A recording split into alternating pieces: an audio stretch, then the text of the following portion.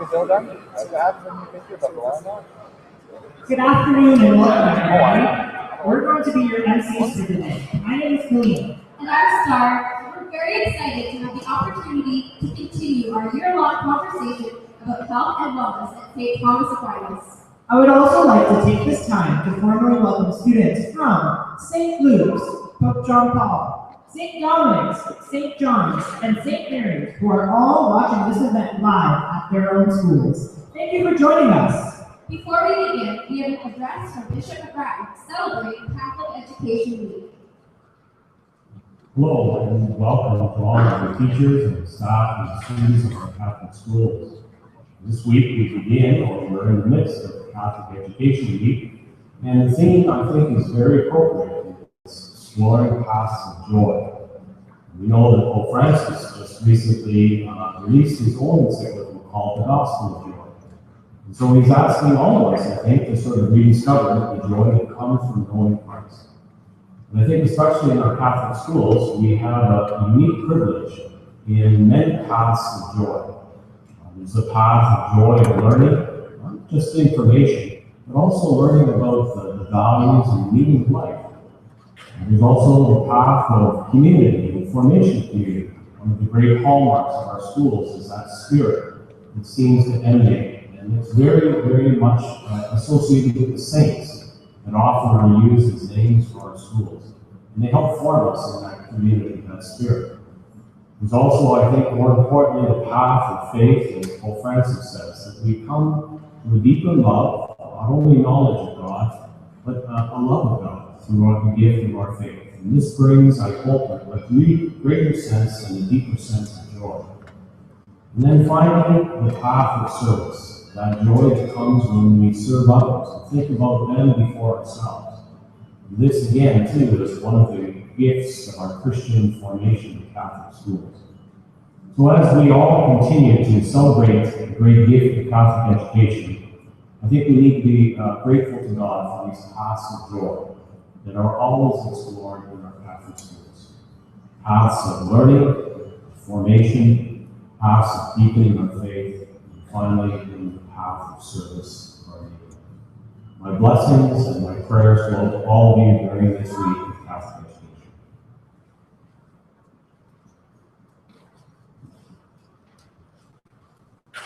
Thank you, Bishop, for your message. Did you know it is estimated that 10 to 20% of Canadian youth are affected by a mental illness or disorder, the single most disabling group of disorders worldwide? Did you know today approximately 5% of male youth and 12% of female youth aged 12 to 19 have experienced a major depressive episode? Did you know that the total number of 12 to 19-year-olds in Canada at risk for developing depression is a staggering 3.2 million? Did you know once depression is recognized, help can make a difference for 80% of people who are affected, allowing them to get back to their regular activities? And that is why we are here today, to talk about mental health and wellness, to end the stigma, and share some resources with you so you can recognize, reach out, and get help. To begin, we would like to welcome Jack Beach from the Canadian Mental Health Association. Please help us in welcoming Jack.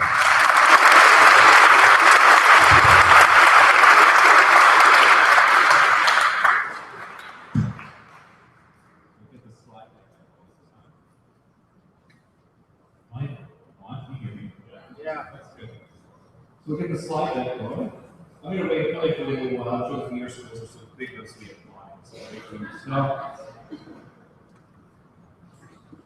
So thank you for having me here today. In my talk, I'm kind of going to outline mental health. What is mental health? Understanding the differences between mental health and mental illness. Now, like I was so kindly introduced, my name is Jack Beach. I am a health promoter and educator with the Canadian Mental Health Association, Halliburton, Court of Language Branch. So in this job, I teach courses on things like safe talk, assist, mental health first aid. Generally, though, I teach people how to stay well. Prior to doing all of this, just to make sure, it's what they call forensic case management. So I don't know if anyone here familiar with that big old super jail just down the street.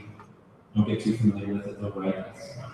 So it used to be my job to go to the institution. I would meet with inmates who would diagnose a mental illness, or had a suspected mental illness, and assist them when they got released from jail. So to help them find a place to live, or a family doctor, or a psychiatrist, whatever they identified as their needs and their goals. So I did that for 4 or 5 years, and then figured I should get myself a nice cushy desk job, something a little bit easier. Well, this seems like a little bit more of a difficult job talking to my students all the time. The first thing, though, I really do want to address this morning is stigma. I heard our lovely MCs mention that word. I can tell you a little bit more about the word stigma. It's actually a Greek word. Now, in ancient Greece, when someone committed a crime or a criminal offense, they were branded with like a tattoo or a marking. And they called that marking stigma, which meant to let everybody know that this was a bad person. This person should be ashamed or embarrassed. They're as smart as we are, they're as talented as we are, they're not meant to hang around with us. They're meant to be ostracized and kept away. If you're caught socializing with somebody who's got that stigma on their arm, you're just as bad as they are. When we talk about stigma in the context of mental illness, we as a society have all kinds of stigmatizing ideas about what it means to live with a mental illness. We could think things like people with a mental illness are dangerous, that mental illness only affects the impoverished or poor, that people living with a mental illness are somehow responsible for it, or even that people are defined by their mental illness. I mean, I can look at these statements here that are posted up behind me. People with a mental illness are dangerous. We know statistically you're much more likely to be the victim of a crime living with a mental illness and actually commit one yourself. Mental illness only affecting the impoverished. Again, we know our social determinants of health are some of the factors that are going to play a role in how healthy we are, and one of those can be income. But the idea that only the poor live with mental illness simply isn't true. In fact, something like type 1 bipolar disorder is twice as prevalent in high-income nations versus low-income nations. Now, take that last statement, that's what I really take on with. People are defined by their mental illness. I'm kind of a stickler for language. And I can tell you that we have vernacular, or phrases, words we use every single day, that can have a really stigmatizing effect on somebody living with a mental illness. So maybe just by nodding of your head or show your hands, you can let me know if you've heard a phrase like this before. We know a person who's living with an illness like schizophrenia. Have we heard it said that, oh yeah, Joe's a schizophrenic? Have we heard that before, maybe? Sure we have. But what have I done? What have I done to Joe in one simple 3-word sentence? Joe is schizophrenic. I've labeled it, haven't I? I don't see Joe anymore. I see schizophrenic. If Joe hadn't forbid something like cancer, I would never say, oh, Joe is cancer, or Joe the cancer man, because I see past a physical illness, I see a person. What I want is for us to come to that same place when we talk about mental illness. Because I can tell you guys firsthand, working with people living with illness, there are so many people who deny having any problems, not want to reach out to help, not want to talk to anybody, because they don't want to be the son, the schizophrenic, the bipolar, the quote-unquote the crazy kid. So what can we do? What can we tangibly do to challenge stigma? If you guys leave here today with one thing, I hope it's just a challenge to change your language. Saying something as simple as, Joe's living with schizophrenia. Joe has schizophrenia, he's doing fine. That little change in our language gives a lot of respect back to that person living with the illness. So now we're going to keep building on this idea of language, and I think kind of the key for me today is to help you guys understand the difference between mental health and mental illness. Because I'll tell you, quite frankly, when I do a lot of these talks, I find people kind of use those terms interchangeably, as if they feel they mean the same thing. So as we have somebody who's maybe struggling or not doing well, we could say things like, oh, this person, they've got some mental health. There's definitely some mental health going on. But we all have mental health, just like we all have physical health. And we can be mentally healthy, just like we can be physically healthy. And we can become mentally ill, just like we become physically ill. Imagine mental health like a continuum or a spectrum that we as individuals can fluidly move. If we see a person drifting towards becoming unwell, the first thing we may see what we call mental health problems. Those common struggles and difficulties that can affect anybody from time to time. However, when we're talking about mental illness, now we're talking about a diagnosed condition that usually requires medical treatment or medical intervention. So I have a fancy chart here to help me explain. I know I can see the excitement beaming in your faces. The chart on a sunny afternoon and we get to sit in a lecture hall and see. Awesome. Is that what you're thinking? It's not what you're thinking. Pretend. So we've got this fancy chart up behind it. We'll call it a balance circle or a balance wheel. I can tell you, in a perfect world, in an ideal world, we're right in the center of our circle, right in perfect balance. Is anybody here in perfect balance right in the center of their circle right now here today? Good job, everybody. Way to go. We have 4 key factors, essentially 4 things that are going to pull us away from our center and can lead us towards becoming unwell. And they're in each corner around the outside of this chart. Trauma, genetics, personal stress, and workplace stress. And when I say things like workplace or school stress, that would encompass the environment of that workplace, the environment of that school. Much the same personal or home life stress, the environment of that person or home life. And I can say when these things pull us away from our center a little bit, the first thing we're going to see are those mental health problems, those common struggles and difficulties. We're going to see things like low energy, worry or fear, distraction or withdrawal, or even high energy. When we cross the line from what is a mental health problem to what is a mental illness, the key phrase you want to remember is again all around the outside of the circle. Impaired function. When we no longer achieve or complete our activities of daily living, things we all do every single day, just to get by, just to survive, because now these symptoms become so present. They're so magnified. So what's some examples of what we do every single day? Things we have to do every single day, we all have to survive, even after some of those things could be things like getting good sleep at night, or eating, coming to school, doing our schoolwork, going to work, going grocery shopping, just enjoying our day-to-day lives. Those are all we call ADLs, activities of daily living. And again, when these symptoms are so present that they impair the function of those ADLs, that's when we cross that line. From that normal mental health problem to mental illness, and all of a sudden, something like low energy can become depression. Worry or fear can become anxiety, phobia. Distraction or withdrawal can change to psychosis or high energy to mania. I know you're probably thinking that seems just too simple, but I assure you it really truly is. I think one of the key messages here today is if anything in your life, if any of these things are being impacted, if you're in any way not able to live your fullest potential, the real encouraging message that I'm hearing when I come here today is that we want to reach out and connect for help. Reach out to professional supports. So I've got another fancy little chart here, and all I really want to illustrate with this chart is the idea that just because somebody lives with a mental illness doesn't necessarily mean that they have poor or bad mental health. So we've got a little dual axis up behind it. I'd like to draw an analogy between physical health, and I know I'm using the Toronto Blue Jays as an example right now, although they won yesterday. Okay? Using the Toronto Blue Jays as an example can be a little hurtful for some of us. But a few years ago, there was a picture for the Toronto Blue Jays named Brandon Moore. And Brandon Moore lived with diabetes.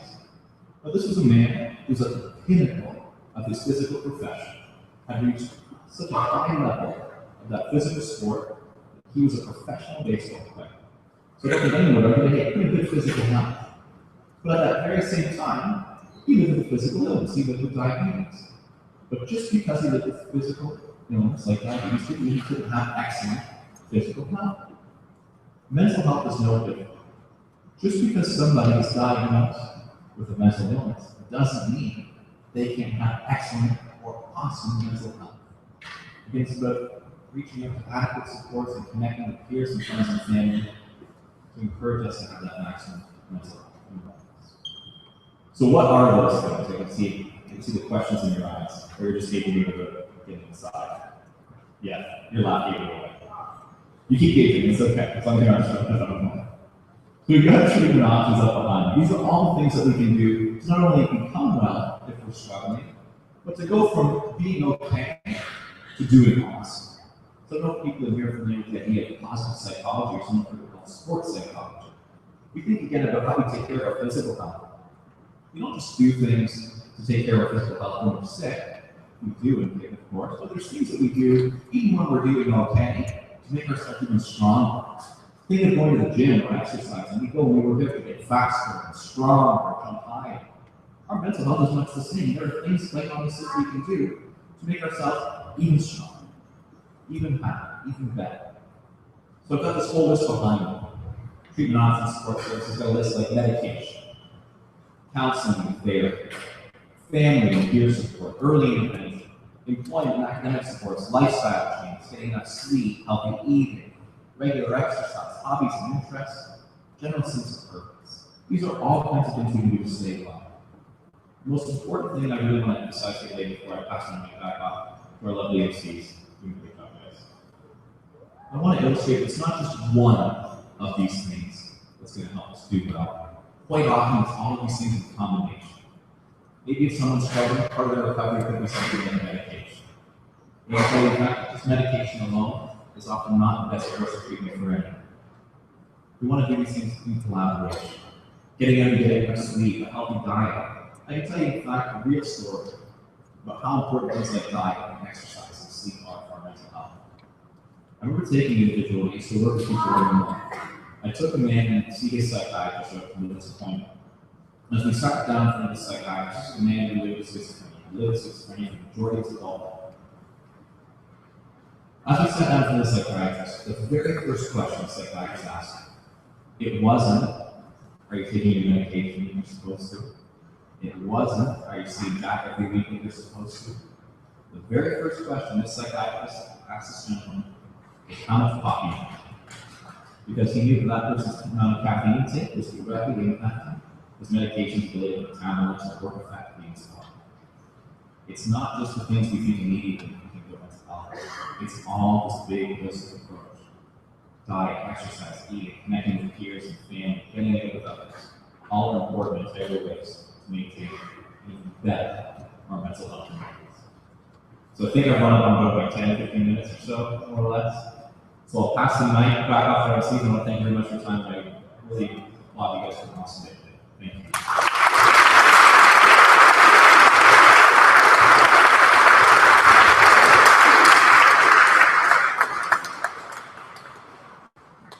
Thanks, Jack, for sharing some insight into mental health with us. As author and counselor Tanya Peterson says, reducing the stigma of mental illness can be as simple as learning, listening, and looking. Our next guest speaker was diagnosed with bipolar disorder when he was a teenager. Today he is 30 and has come to share his story with us. Please help us in welcoming Mr. Aidan Shaughnessy.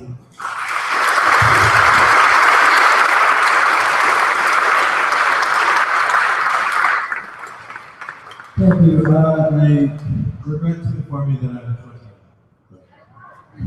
20. just a point of contention, but it's okay. Your MCs are doing a lovely job.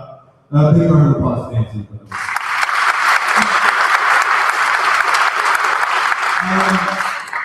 Yeah, so basically I'm here to tell you that I am a person living with bipolar disorder and was diagnosed at about age 17 or 18.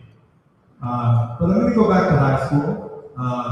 Not literally, I'm not actually going to take up classes and you see me in the hallway and who's the guy with the beard? This makes no sense. But I'm going to go back to high school in terms of telling you a story to shed a little bit of light on how I got to where I am in my life right now. So, back in high school, I was reasonably popular. I was involved heavily in school activities. I was on student council, acted in a play, was on the football team. We lost really bad at Fleming Falls. It was a lot of fun. And around winter time in grade 11, I began to get really stressed out with my busy lifestyle, and began to have trouble sleeping at night.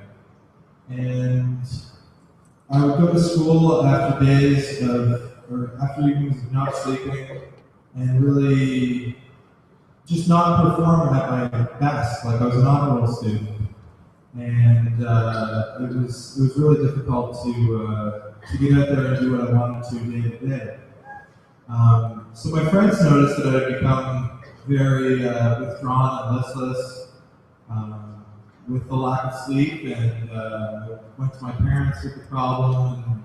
And they weren't really sure if it was part of being a teenager or not, or if it was like a serious mental health situation or whatever.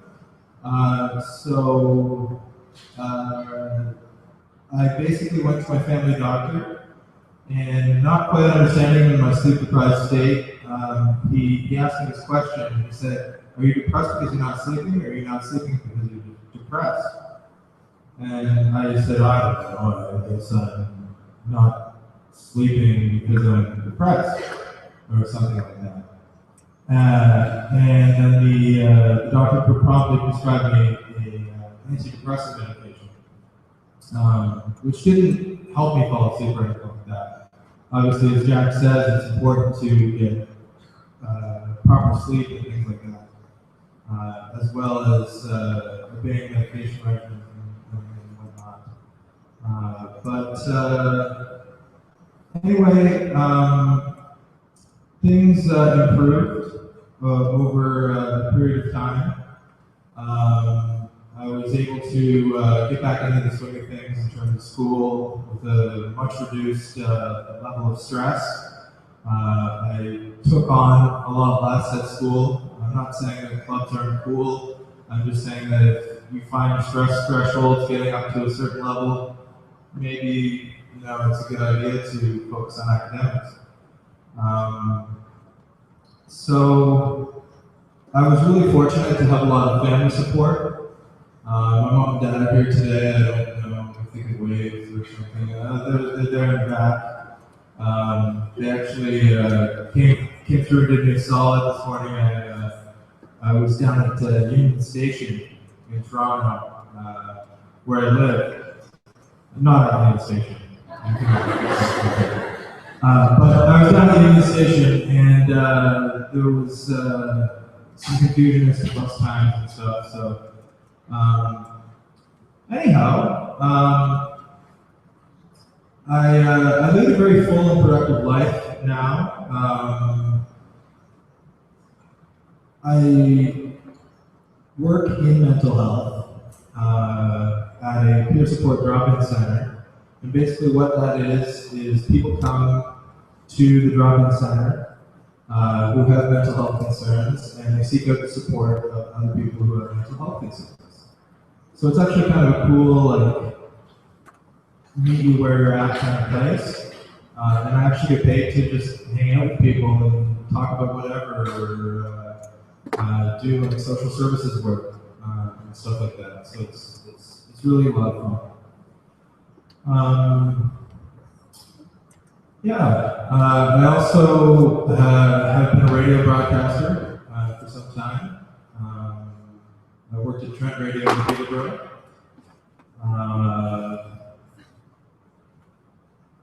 And would really like to just hammer home the importance of getting help when you feel you might have a mental health concern, that it's okay to reach out, and it's okay to admit that you may have some shortcomings in terms of where you are at with your mental health. It's good to be an open communicator and have open dialogue about these things. I'm just going to tell one story real quick. I know I don't want to yammer on too long because I know you want to get outside and enjoy the sunshine. Basically, when I was hospitalized for my mental health situation, for bipolar disorder, it was a very frightening experience. But I found that when I got on the other side of it, there was a lot of support and a lot of helping hands in the community.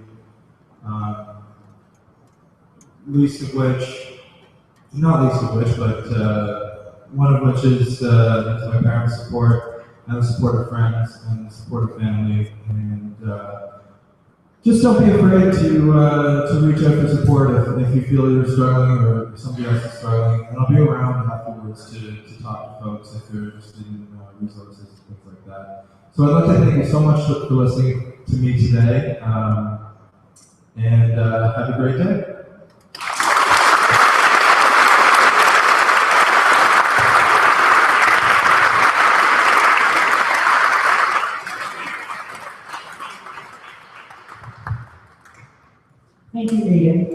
sharing such a powerful story with us today.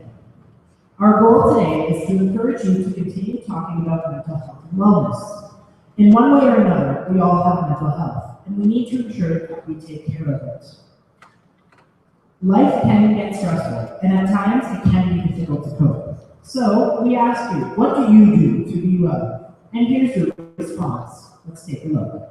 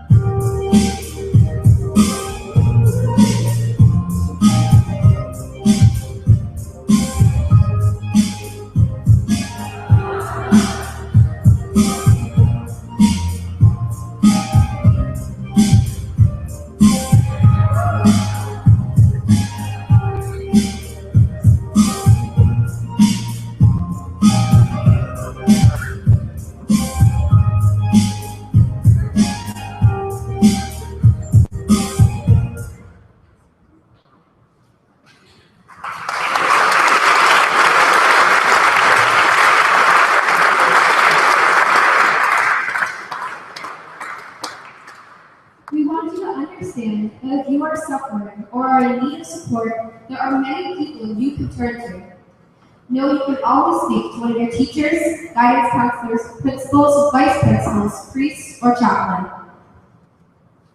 There are many local agencies that you can access for support as well. One of those agencies is CHIMO and is located in Lindsay. Today, we are pleased to welcome Ms. Lisa Hall from CHIMO to let you know how we can reach out to support if we need it. Please help me in welcoming Lisa.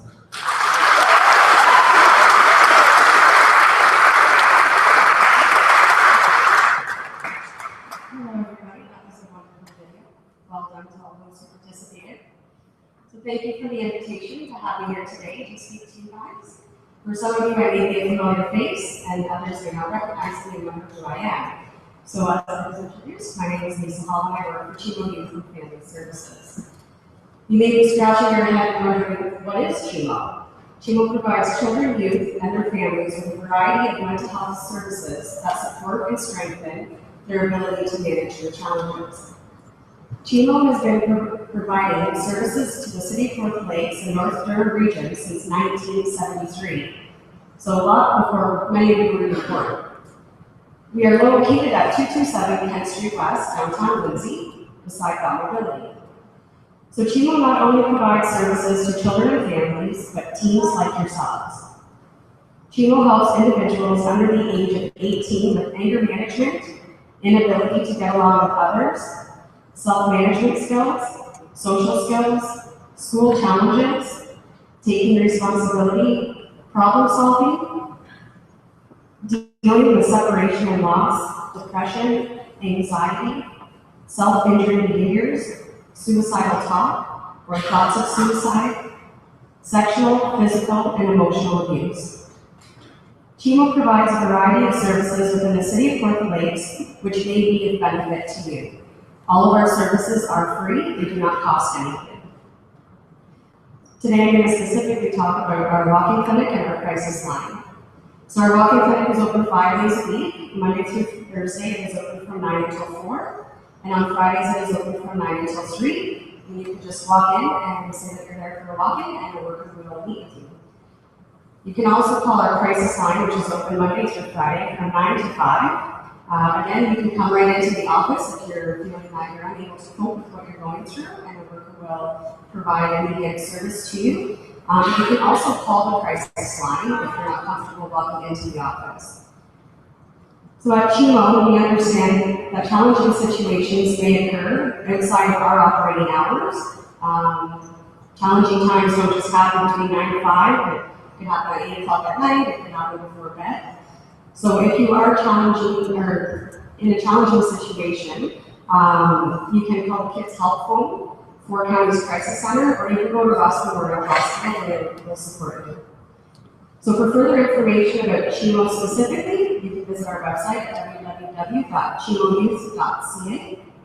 And I'd like to thank you for the opportunity for me to come here today and share a little bit about Chemo. Thanks.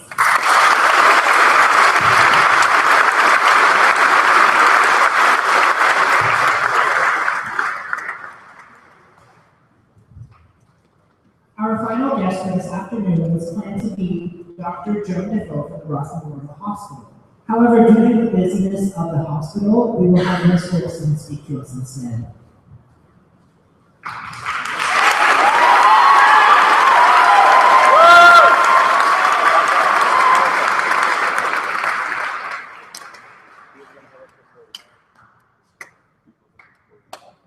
I'd love to use 2 mics. That would be great. Okay, so it's sort of off the cuff here because obviously we just found out recently that Dr. Poe could not be here. So we wanted to have some face, obviously, to come and talk to you. And just to reiterate that one, you're not alone. There are people here to help you. There's many of us here in the school who are here for you, whether it's in guidance, myself, Mr. Bowen, Mrs. Murray, someone there to talk to you, the principal, the VP, any teacher you feel comfortable with. The biggest thing is that you talk, okay? Don't feel that you have to be alone and there's no one to share something with. We can find you the right supports, but you gotta give us the chance to find the support for you. So if we don't know that you need it, how can we help? And to just reiterate everything that our wonderful guest said, it is with the whole picture of mental health. Everybody knows me that I like to be active. I'm somebody who, yes, is in a desk situation now, but for many years I was out in the fields being active. And that is a huge stress relief for me, is to get out, to go for a run, to exercise. We have incredible facilities here that you can use. The gym upstairs is open, the gym here is open. So take advantage of those supports. No, you're not alone here. I'm going to kind of close here because I don't want to sort of repeat the wonderful things that everybody did say here. But obviously, I don't know if I'm jumping the gun here, guys, I apologize if I am. But to thank, obviously, Mrs. Kennedy and the Student Council for putting on this great, little presentation for us that hopefully opens your ears and your minds to how important it is for us to check our mental health, and that's for everybody. So there shouldn't be that stigma out there that you're the only one that has a mental health issue. We all have to check our mental health on a daily basis and ensure that we are all healthy. So we're here to help you and to take care of you, and that's what we want to see is you all being successful and being the people that you are. So we appreciate it and thank you. And we are going to have some time for questions after we say goodbye to our wonderful grade 7 and 8 students at our feeder schools. So we'll give a nice round of applause for our feeder schools.